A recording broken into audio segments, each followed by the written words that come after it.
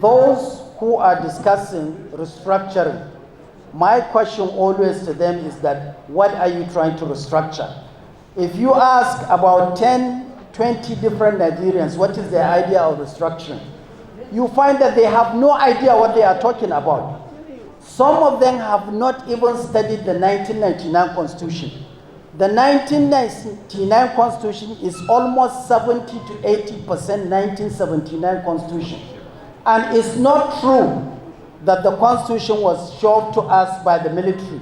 There is no military man in the drafting of Nigerian Constitution, whether the one of 1978 to 1979 or the one in 1999. Those were done by credible Nigerians, lawyers, technocrats, and civilians. So it's okay to demand for restructuring, and it's okay to demand for review of the Constitution. But what is most important now is how can the Nigerian state make local government functional like local government used to be? How can Nigerian state make judiciary independent? These are the issues. When we were children, local governments used to do a lot of things. But like Mr. President has said, now you have a situation where a governor allocation will come to a local government, whether it's 500 billion or 600 billion, the governor will say to the chairman, okay, I have earmarked this project, that project, and then leave the chairman of the local government with 10%. And this is the greatest undoing of our system. So rather, I would ask Nigerians to focus on putting pressure on National Assembly members to make sure that that autonomy as enshrined in our Constitution is respected and is implemented. And similarly, that of judiciary.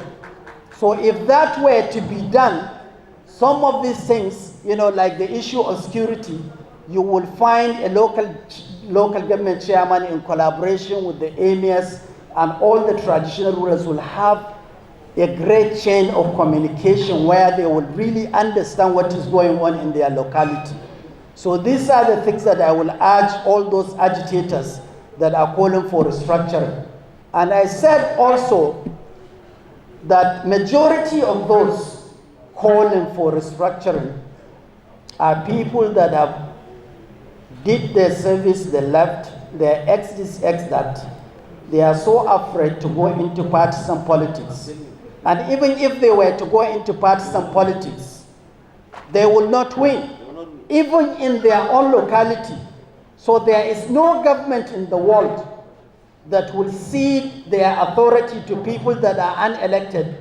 You are telling us that to dissolve a system and then call for some obscure national conference to come and discuss how we move forward as a nation. That can never be done, and no government will agree to that. So even those who are calling for this, they should go back through their representatives, whether it's in House of Assembly, whether it's in National Assembly, whether it's in the Senate, and lobby and say whatever amendments they want to be done to the Constitution, they follow through the process and lobby like every other person. So we are fully integrated as a people. And look at the properties that everybody has around. Some of the Igbos here in Zaria, Kano, Kaduna, and other places, they have more properties and businesses here than even in their own area. And similarly, the same with some Yorubas.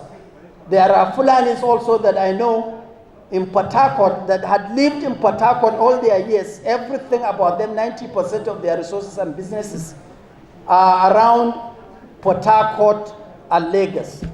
So these people calling for whether separation or restructuring, some of them I will say they are very naive of history, and sometimes they are even mischievously dangerous, because Nigeria is the dominant force of West Africa. Nigeria has done a lot, not only for Nigeria, but has done a lot in Sierra Leone, in Liberia, and other places. some of the issues that we are facing now are not issues that just started during his presidency. Over the years, as a nation, we have neglected our police system. We are a nation of over 200 million people. The entire police force in Nigeria is under 500,000, hovering about 300 to 300,000. That is not enough.